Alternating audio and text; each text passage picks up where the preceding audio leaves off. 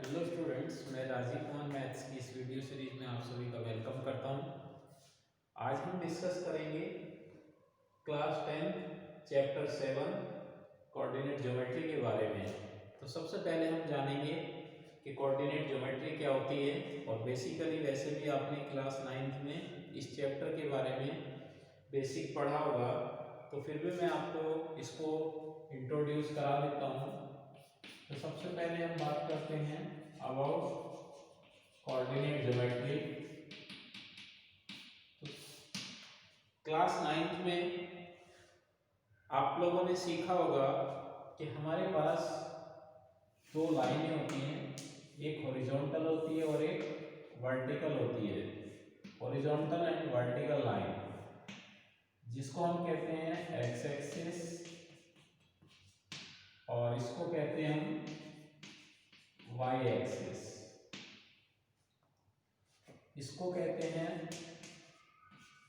एबेसिसा,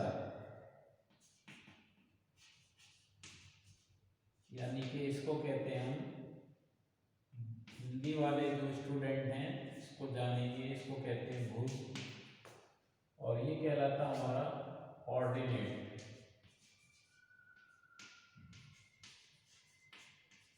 जिसको हिंदी में हम बोलते हैं 40। भुज और 40 इनको बोला जाता है। ये कहलाता है हमारा जहां पर दोनों लाइन क्रॉस करती हैं ओरिजिन।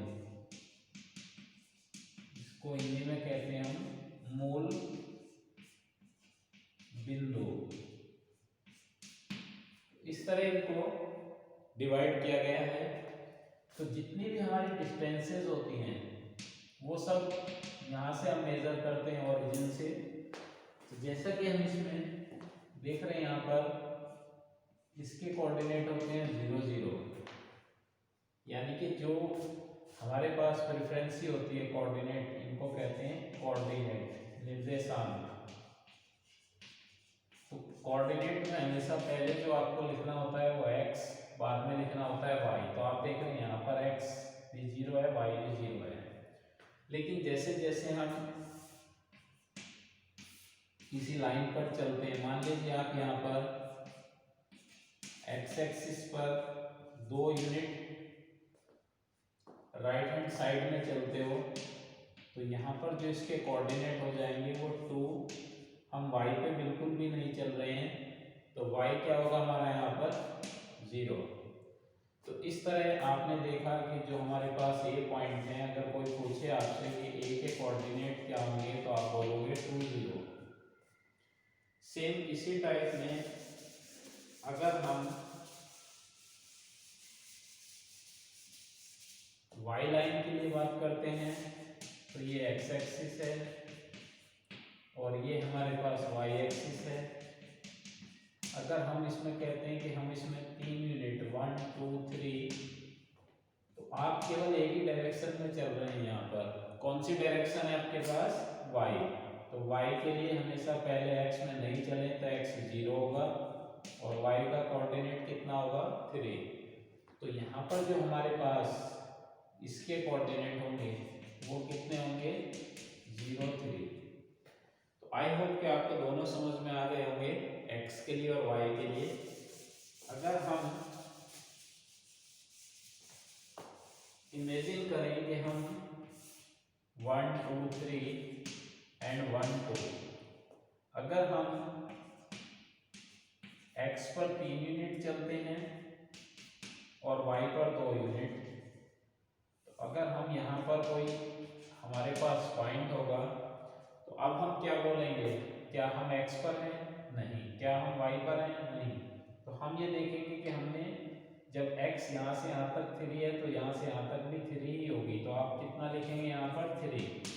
यहाँ से यहाँ तक कितनी है? 2। तो सभी जगह 2 ही रहेगी आपकी ये डिस्टेंस, क्योंकि दूरी तो उतनी होती है।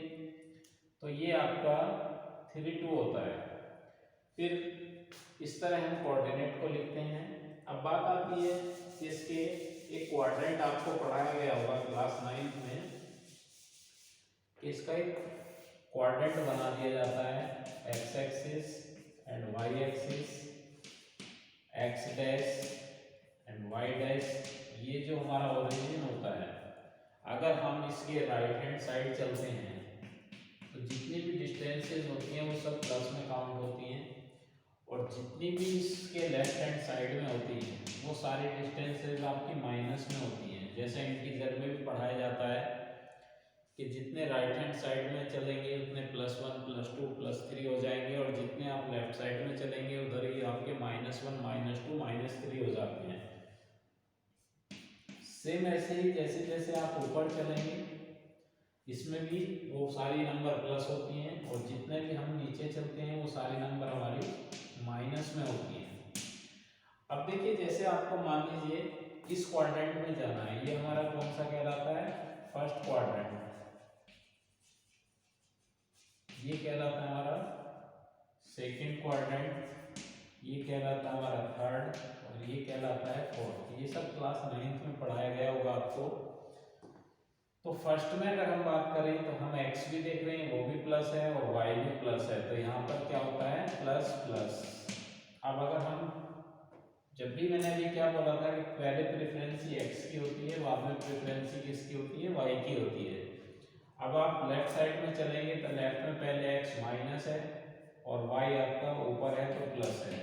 इस साइड आप देख रहे हैं थर्ड में, थर्ड के लिए x भी माइनस है और y भी आपका माइनस है, तो इसमें जो हमारे पास कोऑर्डिनेट होंगे वो दोनों माइनस का साइन देंगे। और यहाँ पर जो आपके पास फोर्थ है, फोर्थ में प्लस है और यहाँ पर आपका माइनस है, तो यहाँ पर हो जाएगा प्लस और माइनस, क्योंकि पहले आपको x लिखना है फिर बाद में आपको y लिखना है। तो जितना भी 9th का ये बेसिक था कि पहले हमें x को एबसिसा बोलते हैं, y को हम ऑर्डिनेट बोलते हैं, जहाँ दोनों लाइन क्रॉस करती हैं वहाँ पर हम उसको ओरिजिन बोलते हैं। उसके बाद हमें 9th में कोऑर्डिनेट सिस्टम बताया जाता है। तो ये सब हमारा इंट्रोडक्शन है, और मैं आपको बता देता हूँ कि कोऑर्डिनेट ज्योमेट्री का जो हमारा एप्लीकेशंस है जिसको हम स्टडी कर रहे हैं, तो इस एप्लीकेशन का जो हमारा मेन मोटिव है इसको स्टडी करने का, इससे क्या होता है, जैसा आप नाम देख रहे हैं जियोमेट्री।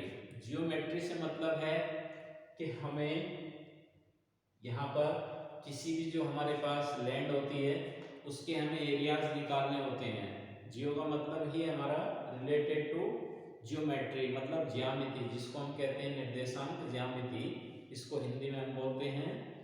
तो उसको मेजर करने के लिए इसका यूज किया जाता है। तो उसी से रिलेटेड हमारे कुछ क्वेश्चंस हैं, जैसा कि बोर्ड पर लिखे हैं हमने, example 1, example 2, example 3, example 4 and example 5। ये सब आपके एनसीईआरटी के एग्जाम्पल हैं, तो इनको हम अभी डिटेल में समझेंगे कि हमें क्या करना है। तो सबसे पहले अब हमारा इंट्रोडक्शन यहाँ से कंप्लीट हो जाता है।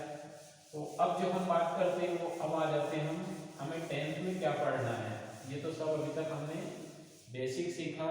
अब हम बात करते हैं यहाँ से जो हमारा 10th में स्टार्टिंग है। तो सबसे पहले हमारा जो टॉपिक होगा वो होगा डिस्टेंस फॉर्मूला। डिस्टेंस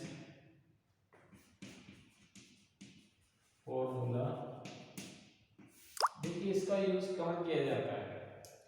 डिस्टेंस फॉर्मूले का यूज किया जाता है, मान लीजिए आपने कोई दो बिंदु हैं आपके पास, ए पॉइंट एंड बी पॉइंट। अब आपके पास इनके कोऑर्डिनेट सिस्टम तो हमारे पास कुछ ना कुछ तो होगा यहाँ पर। अगर ये 1 2 3 या 1 2 जो भी है, तो अगर मैंने बोला इसके कोऑर्डिनेट 3 2 हैं तो इसके भी कुछ ना कुछ कोऑर्डिनेट होंगे। मान लीजिए इसके हमने कहा 5 और 6 हैं, तो दोनों प्लस प्लस हैं तो वो आपके फर्स्ट क्वाड्रेंट में लाई करेंगे। अब आप चाहते हैं कि मुझे ये भी निकालना है, मुझे डिस्टेंस निकालनी है, डिस्टेंस बिटवीन 2 पॉइंट्स, और ये कहलाती है हमारी मिनिमम डिस्टेंस।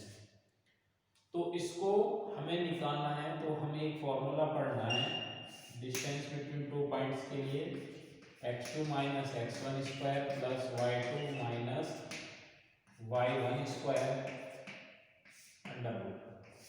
ये कहलाता है आपका डिस्टेंस फॉर्मूला, यानी कि जो हमारे पास एक्स एक्स की कोऑर्डिनेट हैं, ये एक्स है, ये आपका एक्स है, दोनों को आप माइनस करेंगे तो एक्स, फिर उनका स्क्वायर, ये आपका वाई, ये भी आपका वाई है, तो वाई वाई को हम यहाँ पर पुट करेंगे और दोनों का होल स्क्वायर। तो ये हमारा कहलाता है डिस्टेंस फॉर्मूला।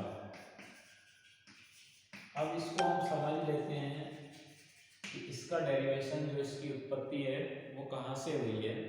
इस फॉर्मूले की, फॉर्मूला आपको याद रखना है, एग्जाम में खैर डेरिवेशन नहीं पूछा जाता है, बहुत कम चांसेस होते हैं, लेकिन फिर भी मैं आपको बता देता हूँ कि इस फॉर्मूले का डेरिवेशन कैसे हुआ है। तो देखिए, इसको समझ लेते हैं कि डिस्टेंस फॉर्मूला किस तरह हम ड्राइव कर सकते हैं। देख लीजिए इसको, मान लीजिए आपने यहाँ पर एक कोऑर्डिनेट सिस्टम हम बना लेते हैं, X axis and Y axis, इसी तरह हमारे पास हो गया Y dash and X dash. अभी मान लीजिए मैं यहाँ पर कोई बिंदु ले लेता हूँ, मैंने कोई पॉइंट लिया है ए, इसके कोऑर्डिनेट क्या है मेरे पास, x1 y1। इसी तरह मैंने यहाँ ले लिया बी, इसके कोऑर्डिनेट है मेरे पास x2 एंड y2। तो ये दो पॉइंट हमने इमेजिन किए हुए हैं। अभी हमने क्या समझा था कि अगर हमारे पास ये x1 है तो इसका मीनिंग है यहाँ से यहाँ तक की डिस्टेंस कितनी चली होगी आपने, x1, क्योंकि हमारी डिस्टेंस बता रहा है ये x1 है। अब यहाँ से यहाँ तक कितनी डिस्टेंस चली आपने, ये आपका क्या बता रहा है आपको, y1। तो x1 y1 भी आपने लिख लिया।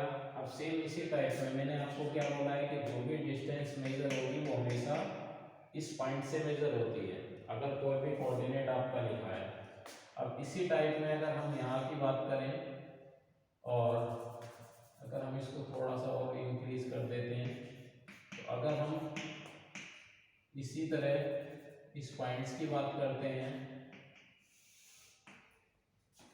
तो यहाँ से यहाँ तक के लिए, तो ये डिस्टेंस कितनी होगी हमारी, x2, और ये डिस्टेंस कितनी होगी, क्योंकि आप यहाँ पर कोऑर्डिनेट बता रहे हैं, तो ये डिस्टेंस कितनी होगी हमारी y2, तो ये भी हमारी क्या लाएगी y2। अब देखिए, आपको तो डिस्टेंस निकालनी किसके बीच की, a और b के बीच की। तो अगर हम इन तीनों को इस तरह ज्वाइन कर देते हैं तो ए बी में क्या बन गया आपका, एक ट्रायंगल बन रहा है, in right angle triangle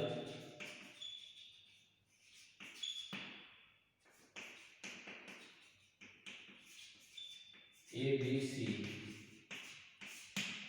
ABC में आप देखें तो ये अपना आपने 90 डिग्री है, तो इसको राइट एंगल बोल रहे हैं। AB आप देखें तो ये AB का जो स्क्वायर है वो किसके इक्वल होगा, यहाँ पर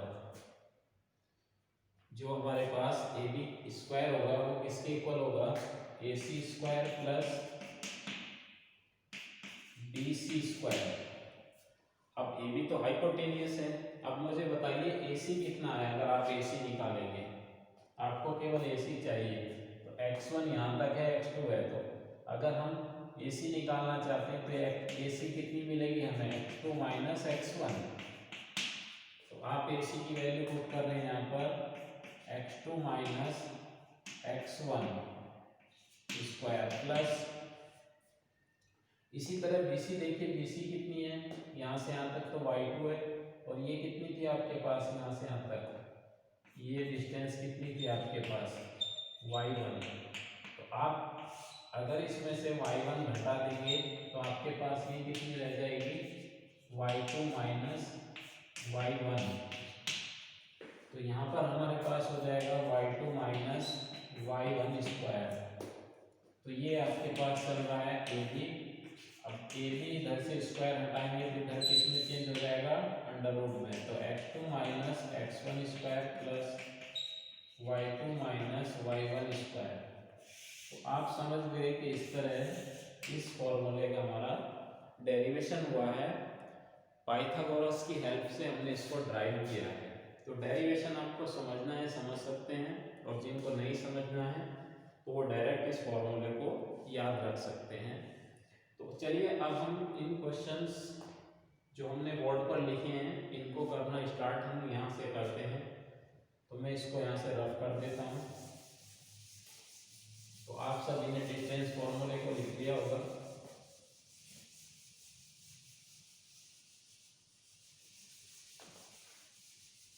अब देखिए सबसे पहला क्वेश्चन यहाँ से हम स्टार्ट करते हैं। एग्जाम्पल 1 क्या है इसको समझ लीजिए। Do the points 3, 2, -2, -3 and 2, 3 form A triangle. देखिए मेरे पास एक रफली आप आइडिया बना लीजिए। कोई ज़रूरी नहीं कि आपको ओरिजिनली पिक्चर बनानी है। आपके पास 3 पॉइंट हैं, एक को नाम दे दिया 3, 2। अगर 3, 2 देखें तो 3, 2 आपका लगभग यहाँ आएगा अप्रोक्सीमेट। तो इसको नाम दे दिया 3, 2, इसको हम नाम दे देते हैं ए। इसी तरह -2 और -3, -2 कहाँ जाएगा, यहाँ पर होगा -2 और -3 आपका यहाँ पर होगा। तो जब दोनों माइनस हैं तो वो इसका आपके यहाँ पर लाइट करेंगे। हमने इसको नाम दे दिया बी। अब एक है हमारे पास 2, 3, तो 2, 3 कहाँ पर होगा, कहीं आपका यहाँ पर होगा। ये x पर 2 चलेंगे और y पर कितना है 3, तो 2, 3 हमारा यहाँ पर हो जाएगा। इसको नाम दे देते हैं सी। तो वो कहता है फॉर्म ए ट्रायंगल कि आपने जो 3 पॉइंट मार्क किए हैं ए बी सी, तो अब आप देखना चाहते हैं कि क्या ये आपस में ट्रायंगल बनाएंगे या नहीं बनाएंगे। तो ट्रायंगल बनाने के लिए एक प्रॉपर्टी होती है कि अगर हमारे पास किन्हीं भी 2 छोटी साइड्स का सम अगर तीसरी बड़ी साइड से बड़ा होगा तो ट्रायंगल बनाएंगे, अदरवाइज ट्रायंगल नहीं बनाएंगे। तो अभी देख लेते हैं। तो सबसे पहले अगर कोई भी आपको ट्रायंगल प्रॉपर्टी चेक करनी है तो आपको इनके बीच की क्या चेक करनी होगी, डिस्टेंस।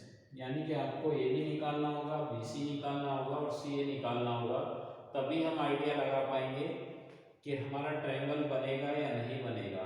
तो मैं इस पिक्चर को यहाँ से रफ कर देता हूँ। अब हम चलते हैं कि ए बी निकालेंगे, बी सी निकालेंगे और सी ए निकालेंगे। तो हमने इसको नाम दे दिया ए, इसको नाम दे दिया बी और इसको नाम दे दिया हमने सी। जैसा आप पिक्चर में देख रहे हैं तो ए बी सी। अब यहाँ से आप ए बी डिस्टेंस निकालिए। तो ए बी निकालनी है आपको, डिस्टेंस निकालनी है, distance between A and B. तो ए बी निकालेंगे तो अभी क्या फॉर्मूला आप लोगों ने पढ़ा था, x2 - x1 square plus y2 - y1 square. x2 कितना है, तो x2 आप देखिए, ये x2 होगा, ये x1 होगा, तो यहाँ पर हो जाएगा -2 -3 प्लस y2, ये हमारा y होगा, ये भी y होता है तो इसको y2 बोलेंगे, इसको y1। तो यहाँ पर लिखेंगे -3 एंड -2। तो इस तरह हमें ये वैल्यू मिल जाएगी √25 एंड प्लस √25, दोनों प्लस में चेंज हो जाएंगे। तो √50 और √50 की वैल्यू कितनी होती है, √7 कितना होता है, वो 49 कितना होता है 7। तो 7 से थोड़ी सी ज़्यादा होगी तो 7.07 एप्रोक्सी ले लेते हैं, लगभग इतनी आएगी। तो आपने ए बी को निकाल लिया, तो मैं इधर लिख देता हूँ ए बी की वैल्यू कितनी आई है आपकी, ए बी आई है हमारी 7.07। अब हम निकालेंगे डिस्टेंस बिटवीन बी सी। तो BC निकालिए यहाँ से, B एंड C। तो BC निकालेंगे, तो BC के लिए भी सेम चलेगा। यहाँ पर ये हमारा x2, ये हमारा x1, तो यहाँ पर दिखेंगे आप 2, और एक माइनस पहले से है तो माइनस माइनस क्या हो जाएगा, प्लस। प्लस इसी टाइप में हमारे पास यहाँ 3 है और ये माइनस है, तो माइनस माइनस किस में चेंज हो जाएगा, प्लस। तो 3 + 3। तो आगे देखिए इसमें ये कितना मिलेगा हमें, 4, और 4 स्क्वायर कितना होता है, 16 + 9, वो 3 3 6, और 6 का स्क्वायर कितना होगा यहाँ पर, 36। 4 स्क्वायर आपका 16 और 6 स्क्वायर 36, तो रूट कितना आएगा यहाँ पर, 52। तो 52 उससे भी आपका अप्रोक्सी थोड़ा सा ज़्यादा आ रहा है, तो इसको आप मान सकते हैं 7 पॉइंट अप्रोक्सी 17 ले लो, आएगा इतना ही। तो यहाँ पर हमने इसको अप्रोक्सी में ले लेंगे। उसके बाद देखिए नेक्स्ट अब हमें क्या करना है, इसमें इसको भी लिख लेते हैं हम BC। BC आ रहा है हमारा 7.17। BC भी हमने निकाल लिया।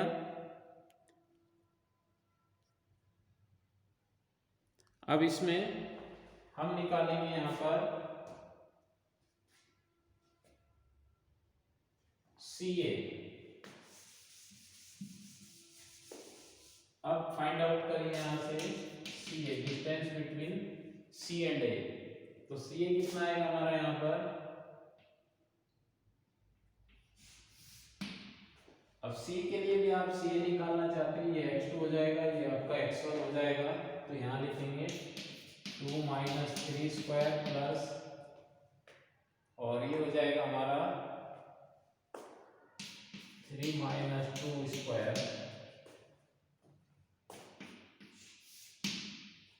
इसको आप स्क्वायर करेंगे तो -1 आएगा, और -1 का स्क्वायर कितना होता है, 1, प्लस सेम ऐसे ही आप इसमें निकालेंगे, ये भी 1 आएगा, तो यहाँ पर 1 स्क्वायर 1, और ये आ जाएगा हमारा √2। √2 की वैल्यू अप्रोक्सी कितनी आएगी आपकी, 1.32। तो इसको हम, ये भी आपके लगभग में इतनी आएगी CA। तो CA हमारे पास है यहाँ पर 1.32। आपने तीनों डिस्टेंस को यहाँ से फाइंड आउट किया। अब तीनों डिस्टेंस निकालने के बाद देखिए हमें क्या करना है कि तीनों डिस्टेंस हम यहाँ से निकालेंगे। अभी आपने क्या पढ़ा था कि कोई भी जो हमारे पास दो छोटी डिस्टेंसेस होती हैं, ट्रायंगल कंडीशन आप सबको पता होगी क्या होती है कि ट्रायंगल होने के लिए एनी, ये आपका सम ऑफ, यहाँ लिखिए the sum of any two distances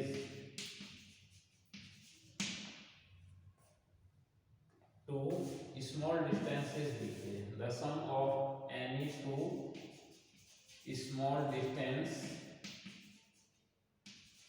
distances will be greater the largest will be, the sum of any two small distances will be greater than the third largest value। अगर ये condition हमारी satisfy हो जाती है तो अब आप देख लीजिए चेक करके यहाँ से कि जो हमने यहाँ पर डिस्टेंसेस निकाली हैं, इन दोनों में छोटी डिस्टेंसेस कौन कौन सी हैं? एक तो ये है और एक आपकी ये तो बड़ी है।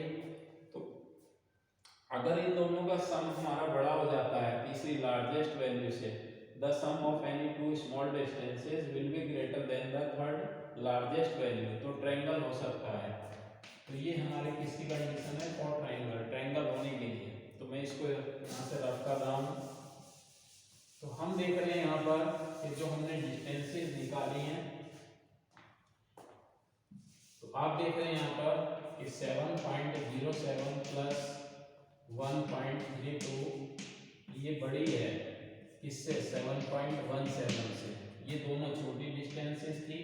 तो आप देख रहे हैं यहाँ पर 9 और 3 और आपका, तो इसका मतलब है ये क्या बना रही है?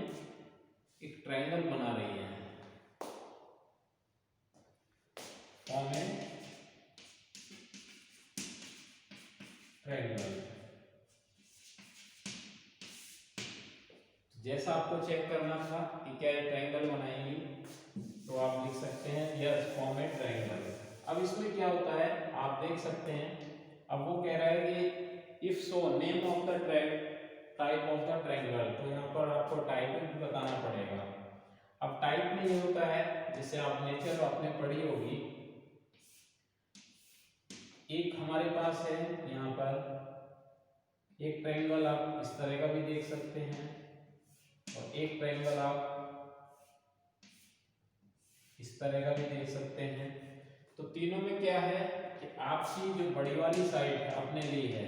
अगर मैं बात करता हूं कि जो मेरे पास यहाँ पर बड़ी साइड है, बड़ी का हमने लिखा दिया यहाँ पर 7.17 और यहाँ पर बड़ी है हमारे पास बी और सी, ए बी। तो ए बी कितनी है हमारे पास? 7.07 और ये है हमारे पास 1.32।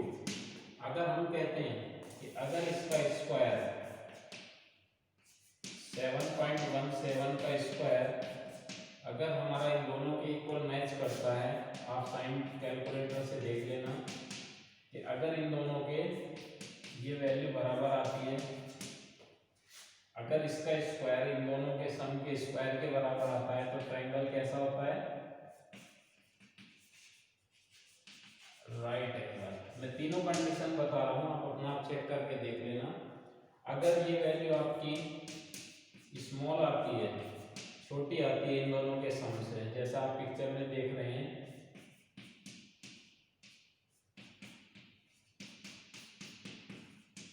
अगर ये वैल्यू हमारी छोटी आती है तो ये किस तरह का हमारा हो सकता है?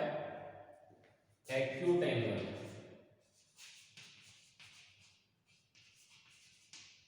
और अगर ये वैल्यू आपकी बड़ी हो जाती है इन दोनों साइड के सम से, तो वो हमारा ऑब्ट्यूस में आएगा। तो आप अपना आप इसको चेक करके यहाँ से देख सकते हैं। मेरे ख्याल से यहाँ से जब हम इनका स्क्वायर करेंगे तो ये वाला हमारा बनेगा। ये जो आपका आंसर आएगा इसमें, जहाँ तक आई होप कि आप इसकी वैल्यू देख लीजिए अप्रोक्सी स्क्वायर करके कितनी आ रही है। या अभी हम चेक कर लेते हैं, हमने जो वैल्यू निकाली थी ये हमारी कितनी आ रही थी? अभी हमने निकाली थी ना पीछे, ध्यान होगा आपको। ऐसे समझ लीजिए कि डेसिमल हटा देते हैं यहाँ से। ए बी कितनी निकाली थी आपने? याद है आपको? एक्चुअली मैंने रफ कर दिया था, तो मैं फिर बता देता हूँ। इसकी वैल्यू कितनी निकाली थी हमने? √50। और हमने बी सी कितनी निकाली थी याद है? √52। और ए सी ए कितनी निकाली थी अभी हमने? ये निकाली थी हमने √2। हमने आपको अभी यही तो समझाया था कि अगर हमारी जो सबसे बड़ी वैल्यू है वो सबसे बड़ी यही है कि अगर हम BC का स्क्वायर यहाँ से अगर हम करके देखते हैं कि जो सबसे बड़ी वैल्यू का स्क्वायर अगर हमारी दो छोटी वैल्यू के स्क्वायर के बराबर आता है, इन दोनों का जब हम स्क्वायर करके ऐड करके देखेंगे तो ये 52 आ रहा है और इधर भी आपका 52 आ रहा है। इसका मीनिंग है कि जो हमारा BC का स्क्वायर है वो हमारा AB स्क्वायर प्लस सी ए स्क्वायर आ रहा है। और जब ये कंडीशन हमारी फुलफिल होती है तो जो भी आपने निकाला है वो क्या आ रहा है हमारा, राइट एंगल ट्रायंगल। तो आप नाम लिख दीजिए कि ये जो ट्रायंगल बना है वो हमारा राइट एंगल ट्रायंगल है। यहाँ लिख दीजिए इसके आगे राइट एंगल ट्रायंगल, यानी कि ये जो बना है आपका वो एक समकोण त्रिभुज है, जिसमें इसकी पिक्चर आपकी इस तरह की बनेगी। ठीक है, इसमें ये BC है, ये आपका AB है। आई होप कि आपको ये क्वेश्चन समझ में आ गया होगा। ये थैंक यू।